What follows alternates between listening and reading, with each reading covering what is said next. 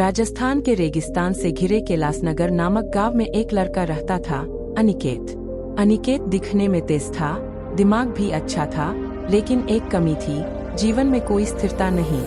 कभी सुबह जल्दी उठता, कभी दोपहर तक सोता, कभी खेतों में मदद करता, कभी दोस्तों संग गली गली भटकता, कभी स्कूल जाता तो कभी मन न होने पर छुट्टी मार देता।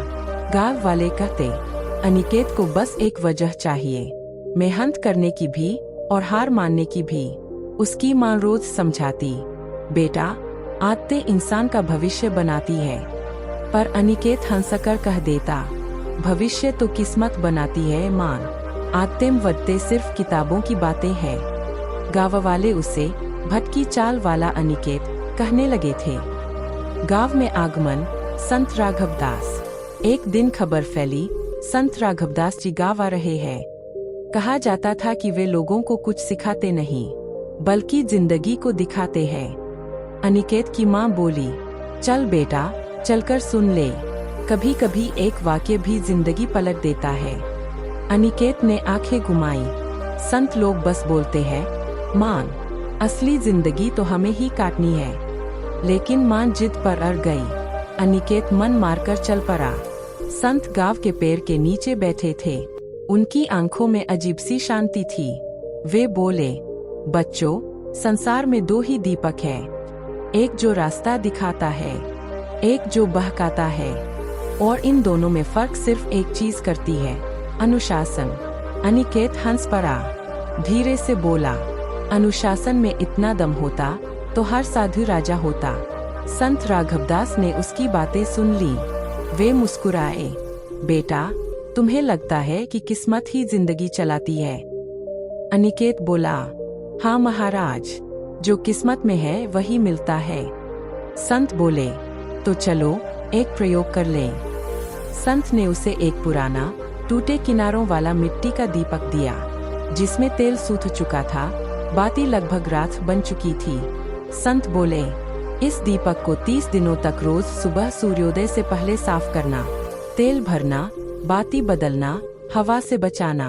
अगर 30वें दिन यह दीपक तेज जलने लगा तो मान लेना कि अनुशासन से किस्मत चमकती है। अनिकेत बोला, और अगर न जला तो मान लेना कि मेरी बातें झूठी है। अनिकेत ने हंसते हुए यह चुनौती स्वीकार कर ली। पहले दिन वह जल्दी उठा, दीपक साफ किया, तेल भरा। अजीब लगा, पर जिद थी, संत को गलत साबित करना है।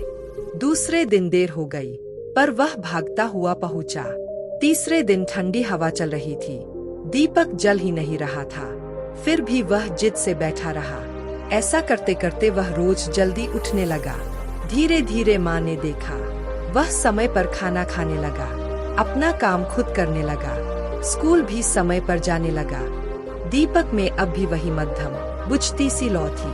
अनिकेत चिढ़ गया, यह सब समय की बर्बादी है। तभी माँ बोली, बेटा दीपक नहीं, तुम बदल रहे हो। पहले तुम देर से उठते थे, अब समय पर। पहले काम टालते थे, अब पूरा करते हो। अनिकेत कुछ सोच में पड़ गया। 30वां दिन, चमत्कार। अंतिम दिन वह दीपक के पास गया, तेल भरा, बाती सीधी की, दीपक जलाया। आज लौ अलग थी, तेज, स्थिर, चमकीली। उसके चेहरे पर खुशी फैल गई। वह दौड़कर संत राघवदास के पास गया। महाराज, दीपक तेज जल उठा। संत मुस्कुराए, दीपक नहीं, तुम जल उठे हो बेटा। अनिकेत, कैसे? संत बोले, कभी दीपक बुझता था क्योंकि तुम बिखरे थे, अब दीपक स्थिर है क्योंकि तुम स्थिर हो। जब मन पर नियंत्रण हो जाता है तो किस्मत भी उसके आगे झुक जाती है। अनिकेत की आंखें नम हो गईं। बदलाव की राह। उस दिन से अनिकेत ने जीवन का एक नियम बना लिया, जिस भी काम को हाथ लगाऊं उसे पूरा करूं, जिस भी लक्ष्य को चुनूं उसे समय दूं। धीरे धीरे गांव ने उसका